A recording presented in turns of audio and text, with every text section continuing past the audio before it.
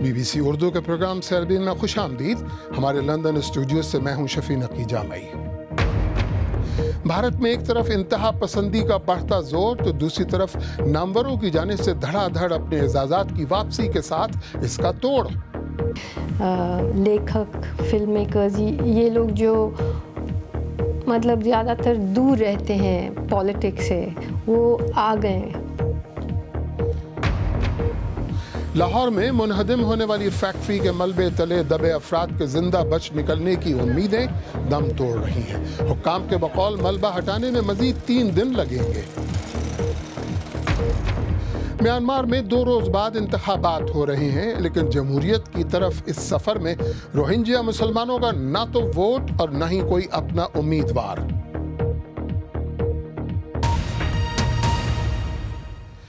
भारत सियासी और समाजी एतबार से बटा बटा सा है। एक तरफ वो हैं जिनका इल्ज़ाम है कि मुल्क में अदम रवादारी हद से ज़्यादा बढ़ चुकी है, और दूसरी तरफ वो हैं जो हर कदम पर बरसद इख्तियार बीजेपी और उसकी इत्तेहादी जमातों के साथ हैं।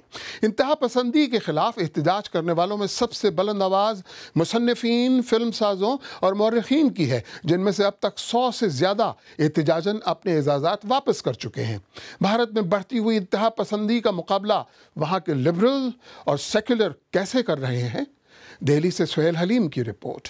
जो पिक्चर में हो रहा है वो बाहर हो रहा है। अभी जो पिक्चर में हो रहा है वहाँ पिक्चर हमारी ऐसे खत्म होती है, आज वो चल रही है चूरी। समझने वालों के लिए इशारा ही काफी है।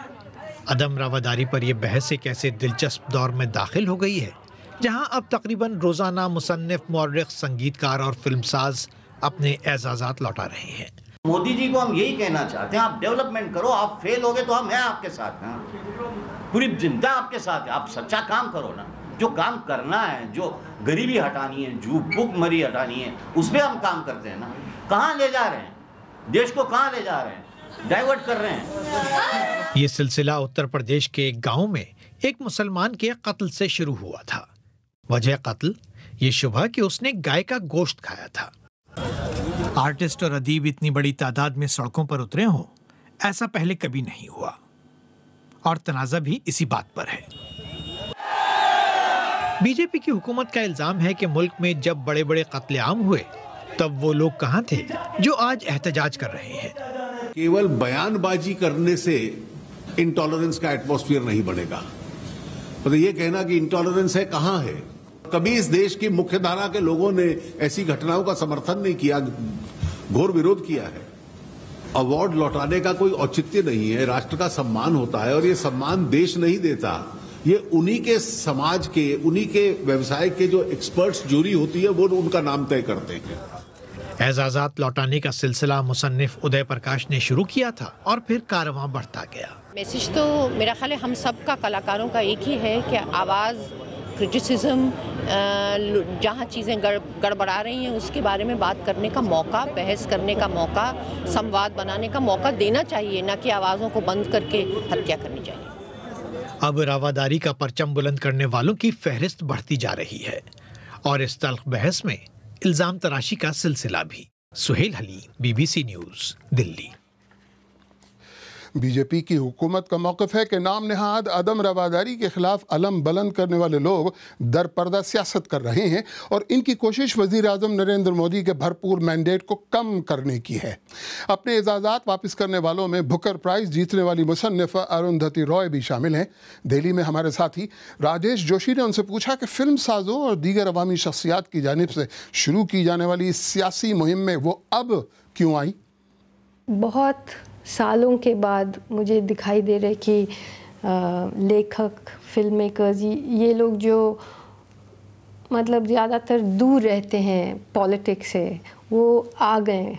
हम जैसे लोग तो पहले से बहुत से लिख चुके हैं, सबको मालूम है कि अरुंधति रॉय ने क्या लिखा है, क्या सोचती है, सबको मालूम है। लेकिन मैं उनके साथ एक सॉलिडारिटी दिखाना चाहती थी, इसीलिए मैंने ये किया। ये बहुत बड़ी बात हुई है, उनको भी मालूम है, सबको मालूम है, इंटरनेशनली भी बहुत बड़ी बात हुई है।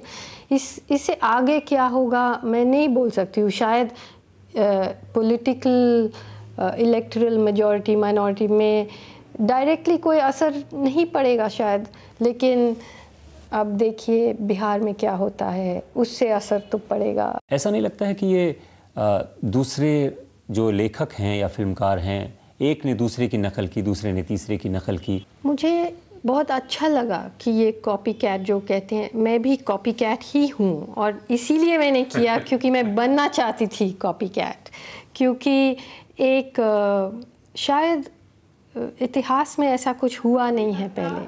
Saeed Mirza, Kundan Shah, Irene Dhar Malik and Dina alias.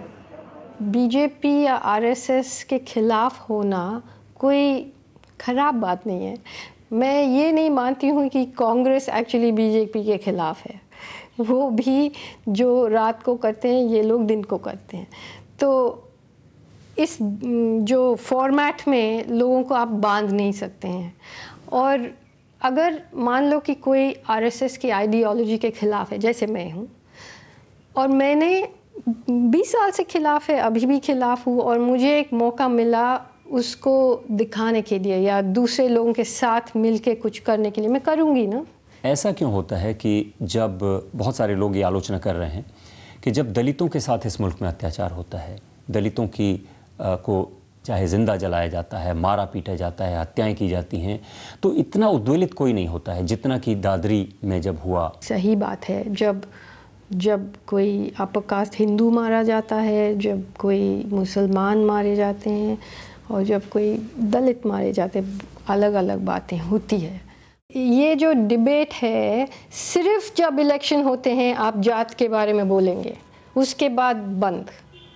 आप दलित के बारे में बोल सकते हैं, लेकिन आप ये कभी नहीं पूछ सकते हैं कि सारे हमारे इंडस्ट्रियलिस्ट कौन सा जात के हैं, कौन सा अखबार किसके कौन सी जात के हाथ में है, पूंजी कौन सी जात के हाथ में है, इंडस्ट्री कौन सी जात के हाथ में है, जर्नलिज्म किसके हाथ में है। मुसन्निफ़ा और इंसानी हकूक़ की कारकुन अरुंधति रॉय हिंदी सर्विस के हमारे साथी राजेश जोशी से बात कर रही थीं। और अब दीगर मौज़ूआत पर एक नज़र। बीबीसी को पता चला है कि मिस्र में तबाह होने वाले रूसी मुसाफिर तैयारे की तबाही की वजूहात का जायज़ा लेने वाले बरतानवी तफ्तीशकारों की राय है कि बम जहाज़ के अंदर मौजूद था। इन लोगों ने इस सिलसिले में सहराए सीना में शिद्दत पसंदों के पैगामात इंटरसेप्ट किए थे, जिसके बाद बरतानवी हुकूमत ने इसे दहशतगर्द कार्रवाई करार दिया है। उधर रूस ने भी मिस्र जाने वाले तमाम परवाज़ों को रोक दिया है। साइंसदानों का ख्याल है कि वो बहुत जल्द ये बताने के काबिल हो जाएंगे कि मरीख अपने मौसम से कैसे महरूम हुआ। तहकीककारों ने अपने नताइज के पहले मरहले की मालूमात को रिसर्च पेपर्स की सूरत में शाया कर दिया है। ब्राज़ील की रियासत मिनास जिरास में एक डैम टूटने से कम एक शख्स हलाक और दर्जनों लापता हुए हैं। इस डैम के टूटने से आसपास के इलाके में सैलाब आया है और करीबी गांव के घरों में पानी भर गया है। रियल मैड्रिड के स्टार फुटबॉल क्रिस्टियानो रोनाल्डो ने बीबीसी को एक खुसूसी इंटरव्यू में जताया है कि वो अर्जेंटीना के खिलाड़ी लायनल मेसी से बेहतर फुटबॉलर हैं। इस बयान ने फुटबॉल के माहिरीन को एक बार फिर दोनों खिलाड़ियों का मुआवजा करने पे मजबूर कर दिया है। लाहौर में इस सुंदर इंडस्ट्रियल एस्टेट की फैक्ट्री के हादसे में हलाक होने वालों की तादाद 26 हो चुकी है। जाए हादसा पर रेस्क्यू ऑपरेशन आज भी जारी रहा, लेकिन कोई जिंदा शख्स मलबे से नहीं निकाला जा सका। हुक्काम का कहना है कि इस वक्त रेस्क्यू ऑपरेशन का दूसरा मरहला मुकम्मल किया जा रहा है, जिसमें ऊपर की मंजिलें गिराकर बेसमेंट तक पहुंचने की कोशिशें की जा रही हैं। लेकिन जो वक्त गुजर रहा है, किसी के जिंदा बच निकलने की उम्मीद कम हो चली है। नामानिगार शुमाइला जाफरी कुछ देर पहले वहाँ गई थी। मैं इस वक्त सुंदर इंडस्ट्रियल स्टेट में उसी प्लास्टिक बैग बनाने वाली फैक्ट्री के बाहर मौजूद हूँ जो बुध की शाम को मुनहदिम हो गई थी। इस वक्त यहाँ पर जो रेस्क्यू ऑपरेशन है वो पूरे ज़ोर और शोर से जारी है। हादसे को हुए 48 घंटे से ज़्यादा का अरसा हो चुका है और जब रेस्क्यू ऑपरेशन शुरू किया गया था तो इब्तदाई तौर पर रफ्तार इस ऑपरेशन की सुस्त थी और एहतियात से काम लिया जा रहा था ताकि जो लोग ज़िंदा नीचे बचे हुए हैं उनको बाहर निकाला जा सके। लेकिन अब जो है वो इसमें काफ़ी तेज़ी देखने में आ रही है और मेरे पीछे आपको क्रेन्स नज़र आ रही होंगी और ये सरिया सारा गिरा हुआ है। आज ये तीसरी जो मंजिल थी इस फैक्ट्री की उसके लेंटर को गिरा दिया गया है और इस वक्त यहाँ पर 500 के करीब ऐसे अहलकार हैं जो कि इसमें हिस्सा ले रहे हैं। पाक फ़ौज के जवान हैं, रेस्क्यूअर्स हैं, पुलिस के लोग यहाँ पर मौजूद हैं। लेकिन इसके अलावा अभी भी बहुत से लोग ऐसे यहाँ पर मौजूद हैं जिनके जो ख़ानदान के अफराद हैं वो मलबे के नीचे दबे हुए हैं। एक जो है तहकीकाती कमेटी बनाई गई है जिसने 15 दिन में अपनी रिपोर्ट पेश करनी है, लेकिन अभी ये तो नहीं कहा जा सकता कि हतमी तौर पर ये ऑपरेशन कब ख़त्म होगा, लेकिन तवक्को ये है कि मज़ीद 2-3 रोज़ ये जारी रहेगा। Shumaila Jafri, BBC news, Lahore. आप BBC उर्दू का प्रोग्राम सरबीन देख रहे हैं। प्रोग्राम में आगे चलकर देखिएगा, म्यांमार जमहूरियत की तरफ बढ़ रहा है, लेकिन उसकी जमहूरियत में रोहिंग्या मुसलमानों के लिए कोई जगह नहीं। और टेक्नोलॉजी बुलेटिन क्लिक में देखिएगा कि अगर आपका मोबाइल फोन पुराना हो गया है तो वो अब किस काम का है।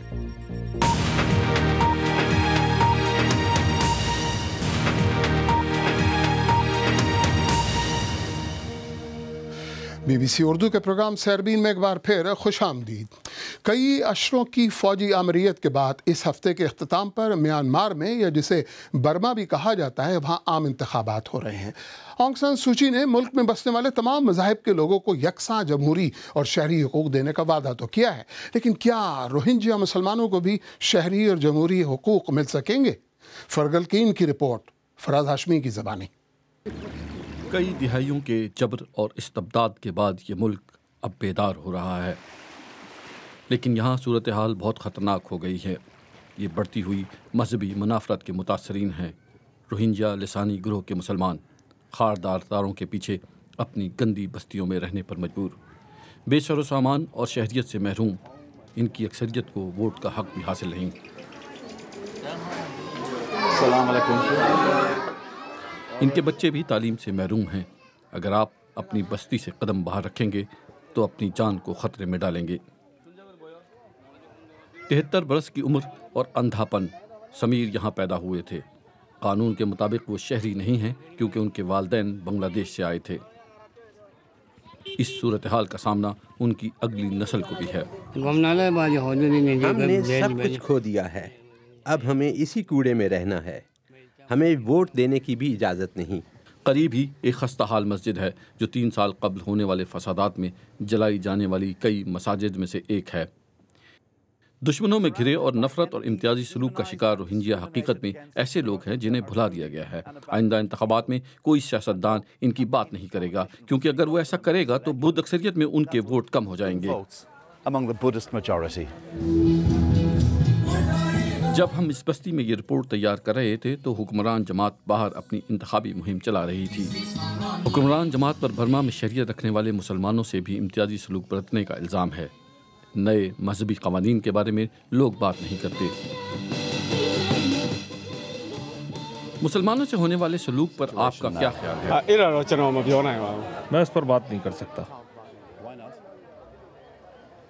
लेकिन माइक्रोफोन से परे सर पर पट्टी बांधे ये सियासी कारकुन खुलकर बात करने को तैयार है।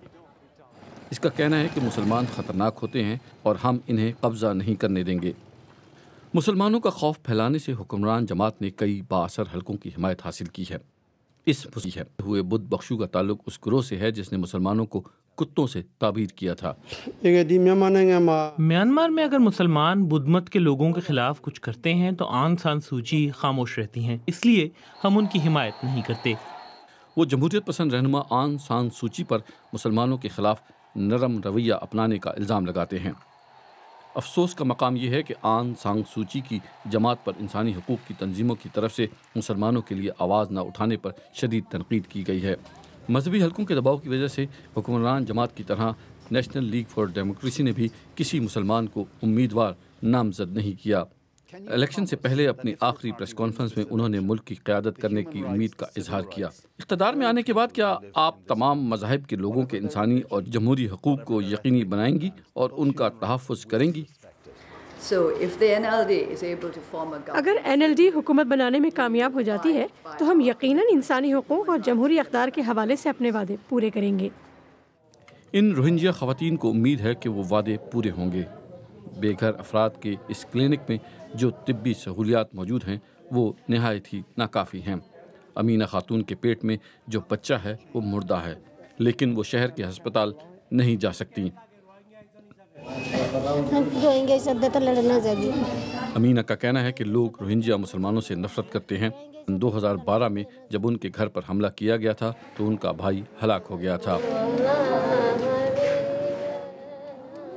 असल जमहूरियत का मतलब खौफ से पाक मुआशरा है, लेकिन जब मजहबी मुनाफरत सियासी धारे का अहम हिस्सा बन जाए तो ये उम्मीद बहुत मौहूम हो जाती है। और अब वक्त है हफ्तेवार टेक्नोलॉजी बुलेटिन क्लिक का। आज देखिए कि कैसे आसानी से अपना ईमेल इनबॉक्स साफ कर सकते हैं, और मोबाइल फ़ोन सेट अगर पुराने फैशन का या मतरूक हो तो किस काम आ सकता है। क्लिक काशिफ कमर के साथ। ट्विटर ने अपनी वेबसाइट में पैगाम को पसंद करने का तरीका तब्दील कर दिया है। पहले सितारे के निशान के जरिए किसी पैगाम को पसंदीदा कहा जा सकता था, इसकी जगह दिल की शक्ल का बटन मुतारिफ कराया गया है जो सिर्फ पैगाम के लिए पसंद जाहिर करेगा। ट्विटर के मुताबिक तब्दीली की वजह दिल के निशान का सारी दुनिया में ज्यादा मारूफ होना है। ट्विटर के सार्फिन ने इस पर मिली जुली राय जाहिर की है। गूगल ने आपके ईमेल इनबॉक्स की सहल और तेज सफाई के लिए एक ऐप मुतारिफ कराया है। स्मार्ट रिप्लाई नामी ये ऐप ईमेल के मवाद की बुनियाद पर मुख्तसर जवाब तजवीज़ करेगा। ये ऐप मशीनी अंदाज में जवाब तलब ईमेल को पहचान कर कुदरती ज़ुबान में कुछ जवाबात तजवीज़ करेगा। गूगल के मुताबिक वक्त गुजरने के साथ साथ ये ऐप इस्तेमाल करने वाले के जवाबात से सीखते हुए बेहतर होता जाएगा। कभी आपने सोचा है कि कदीम फैशन के पुराने मोबाइल कहाँ जाते हैं? ताइवान के एक फनकार ने ऐसे पुराने मोबाइल फ़ोन सेटों का एक अछूता इस्तेमाल निकाला है। लिन शिहपाओ ने 4 साल तक सारी दुनिया में सफ़र करके $30,000 के खर्चे से मतरूक मोबाइल फ़ोन जमा किए, जिनसे उन्होंने एक पूरी कार बना डाली। मकसद सिर्फ ये माहौलियाती आगाही पैदा करना है कि मतरूक अशिया से किस तरह जदीद फ़न पारे तख्लीक किए जा सकते हैं। और अगर आपको इसमें शक था कि जापानियों के लिए रोबोट जितने भी हों कम हों, तो लीजिए अब टोयोटा ने तन्हा ड्राइवर का साथ देने को एक रोबोट पेश किया है। किरोबो मिनी नामी ये रोबोट बातें करके न सिर्फ आपका दिल बहलाएगा बल्कि टोयोटा के बकौल आपकी ड्राइविंग के महफूज होने पर भी तबसरे करेगा। टोयोटा का कहना है कि किसी की हमराही में ड्राइविंग ज़्यादा महफूज होती है और मुमकिन है कि मुस्तकबिल में ड्राइवर के मूड, अंदाज और मौसीकी वगैरह से मुताल्लिक डाटा जमा करने के लिए भी ऐसे रोबोट इस्तेमाल किए जाएं।